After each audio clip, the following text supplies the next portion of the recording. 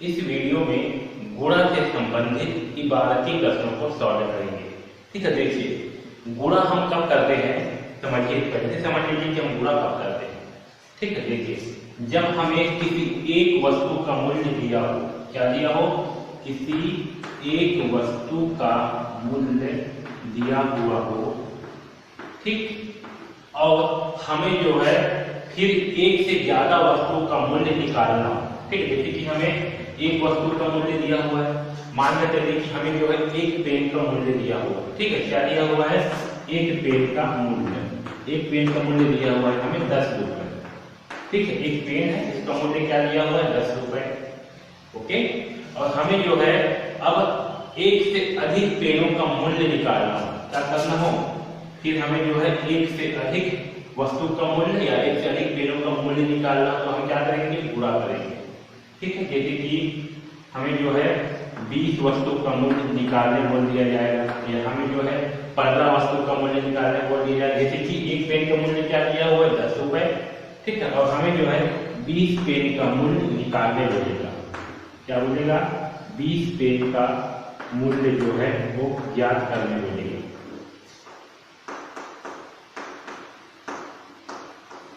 ठीक है, इस स्थिति में हम क्या करेंगे, एक पेन का मूल्य कितना है, 10 रुपए, तो 20 पेन का मूल्य ज्ञात करने के लिए क्या करेंगे, जो एक पेन का मूल्य है कितना, 10 रुपए, इसके साथ जितने पेन का मूल्य ज्ञात करना है उसे गुणा करेंगे।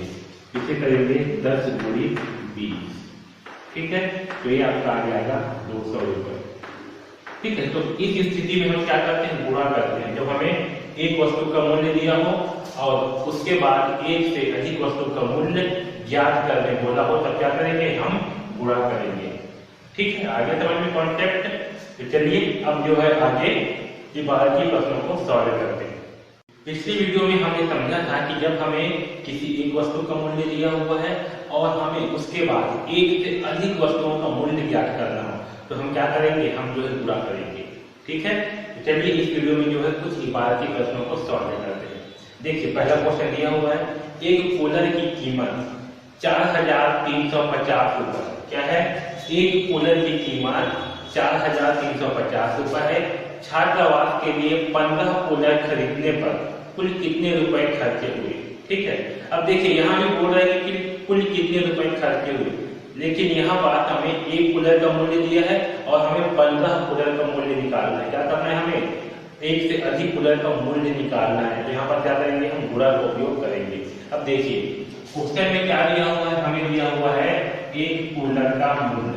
ठीक, एक कूलर का मूल्य कितना दिया हुआ है, एक कूलर का मूल्य दिया हुआ है 4350, 4350, और हमें जो है 15 कूलर का मूल्य निकालना है। क्या करना है, हमें 15 कूलर का मूल्य जो है निकालना है। ठीक, 15 कूलर का मूल्य ज्ञात करना है। तो क्या करेंगे, एक कूलर का मूल्य कितना है, 4350, तो 15 कूलर का मूल्य निकालने के लिए क्या करेंगे, इसके साथ जो एक कूलर का मूल्य है इसके साथ 15 कर लेंगे। ठीक है, तो एक कूलर का मूल्य कितना है, 4350 रुपए, इसे लिखेंगे मूल्य को। और अब जो है जितने भी कूलर का मूल्य निकालने बोल रहे हैं, यहाँ पर हमें 15 कूलर का मूल्य निकालने बोल रहे हैं, तो 15 के साथ जो है इसका गुणा कर देंगे। तो चलिए गुणा करिए, 5 शून्य शून्य, 5 पंचे 25 का 5 हाथी लाएगा 2, 5 तिया 15 और 2 कितना होगा, 15 16 17, 17 का होगा 7, हाथी लाएगा 1, 5 चौक 20 और 1 होगा 21, कितना होगा 21। ठीक, चलिए अब इस एक का गुणा जो है इन 4 का साथ करते हैं, तो 1 शून्य शून्य, 1 पंचे होगा 5, 1 तिया 3, 1 चौके 4।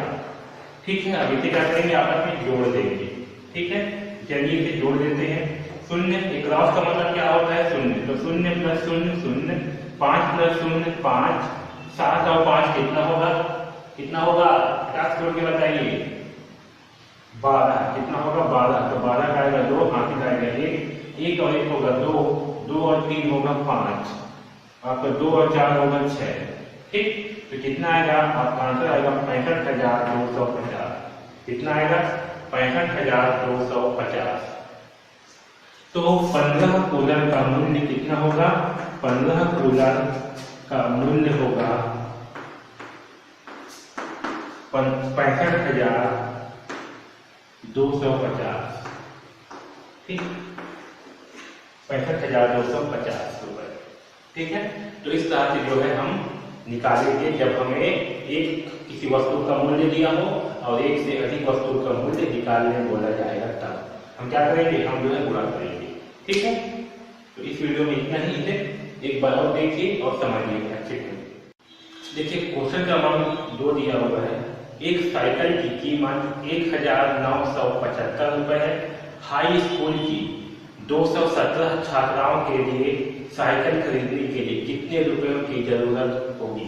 ठीक है, क्या बोल रहा है, एक साइकिल का कीमत हमें क्या दिया हुआ है, एक साइकिल का कीमत 1975 रुपए।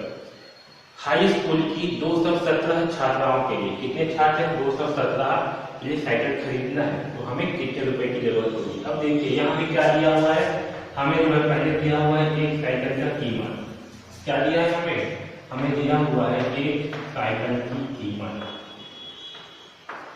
एक साइकिल की कीमत कितना दिया हुआ है, एक साइकिल की कीमत दिया हुआ है 1975, तो 1975 रुपए। ठीक है, हमें कितना खरीदना है, 217 साइकिल। कितना खरीदना है हमें जो है कुल मिलाकर के 217 साइकिल खरीदना है। तो इसका मूल्य क्या होगा, इसका मूल्य निकाल के क्या करेंगे, हमें एक का मूल्य दिया हुआ है और एक से अधिक का मूल्य जब निकालना हो तब क्या करेंगे, गुणा करते हैं। तो चलिए गुणा करते हैं, जो मूल्य दिया हुआ है 1975 गुणित 217 करेंगे। ठीक है, अब देखिए इसको जो है गुणा कैसे करते हैं, तो सबसे पहले 7 का गुणा इन चारों संख्याओं के साथ होगा, उसके बाद फिर 1 का गुणा इन चारों संख्याओं के साथ, फिर 2 का गुणा इन चारों संख्याओं के साथ करेंगे। तो चलिए स्टार्ट करते हैं। सबसे पहले इस 7 का गुणा 5 के साथ, कितना आएगा, 7 बना 35। ठीक है, 35 से लिखेंगे 5, हासिल आएगा 3, कितना आएगा, हासिल 3। अब इस 7 का गुणा इस 7 के साथ होगा, तो 37 49, 49 और 3 कितना होगा, 50 51 52, 52 लिखेंगे 2, हासिल आएगा 5। ठीक है, अब इस 7 का गुणा जो है इस 9 के साथ करेंगे, तो 7 9 63, 63 और 5 कितना होगा, 64 65 66 64 68, कितना होगा 68 का 8, हासिल लिखेंगे 6। अब इस 7 का गुणा 1 के साथ होगा तो कितना आएगा 7, 7 और 6 कितना होगा 13, कितना होगा 13, लिखेंगे 13। ठीक है, अब देखिए इस 7 का गुणा जो है इन सभी संख्याओं के साथ हो चुका है। ठीक है, अब नीचे में एक क्रॉस लगाएंगे और 1 का गुणा इन चारों संख्याओं के साथ करेंगे, तो 1 × 5 करने पे कितना आएगा 5, 1 × 7 करने पे कितना आएगा 7, 1 × 9 करने पे कितना आएगा 9 और 1 × 1 करने पे कितना आएगा 1। ठीक है, अब इस 2 का गुणा इस 5 के साथ करते हैं, तो 2 पंचे 10, हासिल आएगा 1, 2 से 14 और 1 होगा 15 की 5, हासिल आएगा 1, 2 9 18 और 1 होगा 19 का 9, हासिल आएगा 1, 2 एकम 2 और 1 होगा 3। ठीक, इन्हीं से जो है आपस में जोड़ते हैं। 5 क्रॉस रेखा में क्या होगा 0, तो 5 और 0 कितना होगा 5, 2 और 5 कितना होगा, ये होगा 7, 8 और 7 कितना होगा, तो 7 7 14 और 1 15, 8 और 7 होगा 15 का 5, हासिल आएगा 1, 3 और 1 होगा 4, 4 और 9 होगा 13, 13 और 5 होगा 18, कितना होगा 18, लिखेंगे 8, यहाँ हासिल आएगा 1, 1 और 1 होगा 2 और 1 होगा 3, 3 और 9 होगा 3 और 9 होगा 12, 12 लिखेंगे 2, हासिल आएगा 1, 1 और 3 होगा 4। ठीक, तो कितना आएगा, तो आपका आंसर आएगा 4,28,575 रुपए। ठीक है, यानी कि एक साइकिल का मूल्य कितना है, 1975 रुपए। तो 217 साइकिल के लिए हमें जो है 4,28,574 रुपए की जरूरत पड़ेगा। ठीक है, आगे समझ में। तो इस प्रकार से जो है हमें प्रश्नों को सॉल्व करना है जब हमें एक का मूल्य दिया हो और एक से अधिक का मूल्य निकालना हो। ठीक है, तो इस वीडियो में इतना ही। क्वेश्चन क्रमांक 3 दिया हुआ है, एक कारखाने में एक दिन में 4635 मीटर कपड़ा बनता है। कितना कपड़ा बन रहा है एक दिन में? 4635 मीटर कपड़ा बनता है। बताओ जनवरी माह में उस कारखाने में कितना कपड़ा बनेगा। अब देखिए यहाँ भी क्या हो रहा है, पहले हमें दिया हुआ है एक दिन में कितना कपड़ा बन रहा है, तो एक दिन में कपड़ा बन रहा है कितना? 4635 मीटर। कितना? 4635 मीटर जो है कपड़ा बन रहा है एक दिन में। तो हमें जनवरी माह में कुल कितना मीटर कपड़ा बनेगा निकालना। अब देखिए एक दिन में कितना बन रहा है? 4635 जनवरी माह में। तो जनवरी माह में दिनों की संख्या कितनी होती है? तो जनवरी माह में दिनों की संख्या 31 होती है। कितना होती है? 31। तो जनवरी माह में कितने दिन होते हैं? 31 दिन। यानी कि क्वेश्चन जो पूछा है कि इस 31 दिन में कितना मीटर कपड़ा बनेगा। ठीक है, क्योंकि एक दिन में कितना बन रहा है? 4635। तो हमें निकालना है 31 दिन का। तो क्या करेंगे? गुणा करेंगे इसका इसके साथ। तो चलिए देखते हैं। तो 4635 को क्या करेंगे? 21 के साथ गुणा कर देंगे। तो हमें जनवरी माह में बनने वाली कपड़ों की मीटरों की संख्या निकल के आ जाएगी। तो चलिए गुणा करते हैं। एक का गुणा होगा पहले इन चारों के साथ, फिर 3 का गुणा होगा इन चारों के साथ। तो चलिए गुणा करते हैं। 1 × 5 5 होगा, 1 × 3 3, 1 × 6 6, 1 × 4 4। ठीक है, अब 3 का गुणा इन सभी संख्याओं के साथ करेंगे। तो पहले 3 × 5 करेंगे, कितना आएगा? 15 का 5 हाथी आएगा 1। 3 × 3 करेंगे, कितना आएगा? 9। 3 × 9 और 1 होगा 10। 10 का 0 लिखेंगे, हाथी आएगा 1। 3 छंग होगा 18। 18 और 1 हाथी का जोड़ेंगे 1 तो हो जाएगा 9। ठीक है, और 3 चौक करेंगे, कितना आएगा? 12। ठीक है, चलिए क्या हम जोड़ देते हैं। 5 क्रॉस का मतलब क्या होता है? 0, तो 5 ही आएगा। 3 और 5 कितना होगा? 8। यहाँ लिखते हैं 8। 6 और 0 होगा 6। 4 और 9 होगा 13 का 3 हाथी आएगा 1। 2 और 1 होगा 3 और ये 1। तो ये होगा 1,33,685 मीटर। यानी कि जनवरी माह में कितना मीटर कपड़ा बनेगा? 1,33,685 मीटर कपड़ा बनेगा। ठीक है, चलिए एक क्वेश्चन और लेते हैं। एक गोदाम में धान से भरे हुए 8,734 बोरे हैं। यदि प्रत्येक बोरे में 75 किलोग्राम धान है तो गोदाम में कुल कितने किलोग्राम धान है? ठीक है, देखिए क्या बोल रहा है। एक गोदाम में जो है 8,734 बोरे रखाए हुए हैं। ठीक, एक बड़ा सा गोदाम है, उसमें 8,734 बोरे रखाए हुए हैं। अब क्या बोल रहा है कि एक बोरे में 75 किलोग्राम धान है। कितना धान है? 75 किलोग्राम। तो उस गोदाम में कुल कितने किलोग्राम धान है वो हमें निकालना है। तो क्या करेंगे?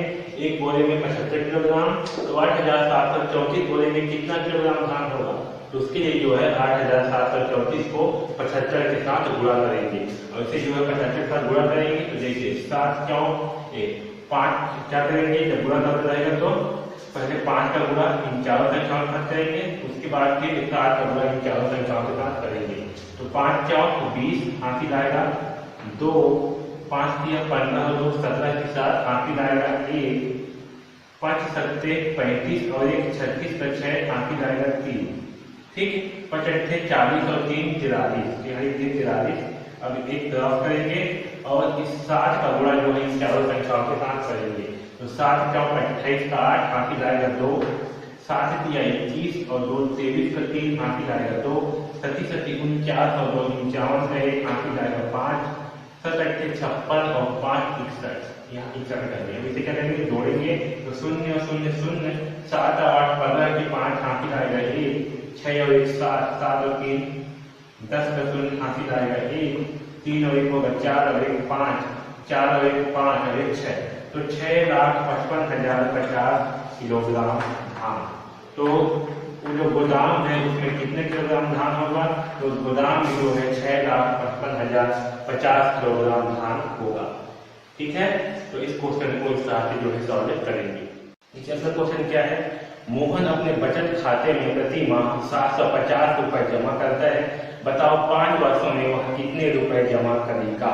क्या बोल रहा है, मोहन जो है वो अपने बचत खाते मतलब क्या होता है, बैंक में जो है हम लोग ना अकाउंट खुलवाते हैं, वो जो है आपको बचत खाता कहलाता है। तो मोहन जो है अपने बैंक के बचत खाते में प्रति महीना कितना जमा कर रहा है, 750 रुपये। कितना कर रहा है, 750 रुपये प्रति महीना कर रहा है, यानी कि एक माह में कितना जमा कर रहा है, तो एक माह में जो है 750 रुपये जमा कर रहा है। अब क्या बोल रहा है, क्वेश्चन में बोल रहा है कि बताओ 5 वर्षों में वह कितने रुपए जमा करेगा। कितने वर्षों में, 5 वर्षों में, यानी कि 5 वर्ष। ठीक, हमें क्या निकालना है, हमें जो है 5 वर्ष में कितने रुपए जमा करेगा उसे निकालना है। अब देखिए एक माह में कितना, 750 रुपए, तो हमें 5 वर्ष का निकालना है। अब समझिए यहाँ पर देखिए एक वर्ष में कितना माह होते हैं, तो एक वर्ष में जो है 12 माह होते हैं। कितने माह होते हैं, 12 माह होते हैं एक वर्ष में। तो 5 वर्ष में कितने माह होंगे, 5 वर्ष में। अब देखिए यहाँ भी सेम आ गया, एक वर्ष में कितना माह, 12 माह, तो 5 वर्ष में क्या करेंगे, 12 × 5, तो 5 वर्ष में कितने माह होंगे, 12 × 5 करने पे आएगा 12 × 5 = 60, यानी कि कितने माह होंगे, 60 माह होंगे। कितने वर्षों में, 5 वर्षों में 60 माह। अब देखिए एक माह में कितने रुपए जमा कर रहा है, 750 रुपए, तो 60 माह में कितने रुपए जमा करेगा, तो क्या करेंगे, फिर से 750 × 60 करेंगे। तो चलिए 750 × यहाँ पर 60 करते हैं। तो पहले शून्य का गुणा इन तीनों संख्याओं के साथ होगा, तो शून्य का गुणा जिसके साथ भी होता है तो कितना आता है, शून्य आता है, इसलिए 3 शून्य। फिर एक क्रॉस करके 6 का गुणा इन तीनों संख्याओं के साथ, तो 6 शून्य शून्य, 6 पंचे 30 का शून्य, हाथी ला 3, 6 से 36, 6 सत्ते 42, 42 और 3 कितना होगा, 45, यहाँ लिखते हैं 45। इसे आपस में जोड़ देते हैं तो होगा 0 0 0 5 और 4, यानी कि 45,000 रुपए। ठीक, तो अब देखिए मोहन जो है एक महीना में 750 रुपए जमा करता है, तो 5 वर्ष में कितने रुपए जमा करेगा, 45,000 रुपए। अब देखिए यहाँ पर हम लोग कैसे सॉल्व किए, एक माह दिया हुआ है, ठीक है, क्योंकि एक वर्ष में कितने महीना होते हैं, 12 माह होते हैं। क्या होते हैं, एक वर्ष में 12 माह, तो 5 वर्ष में कितने माह होंगे, तो 12 × 5 यानी कि 60 माह। ठीक है, अब एक माह में 750 रुपए जमा कर रहा है, तो 60 माह में कितने रुपए जमा करेंगे, तो 750 × 60, तो यहाँ से जो है हमारा निकल करके आ गया। ठीक है, तो इस प्रश्न को इस तरह से जो है सॉल्व करना है, इसे ध्यान में रखिए कि कैसे सॉल्व करना है। ठीक, सबसे पहले हमें वर्ष को माह में निकालना है, तो एक वर्ष बराबर 12 माह, ठीक है, तो 5 वर्ष बराबर 60 माह। जब माह निकलने के आ जाएगा तो एक माह में 750 रुपए, तो 60 माह में कितने रुपए, तो 750 × 60 रुपए। ओके, आगे समझ में।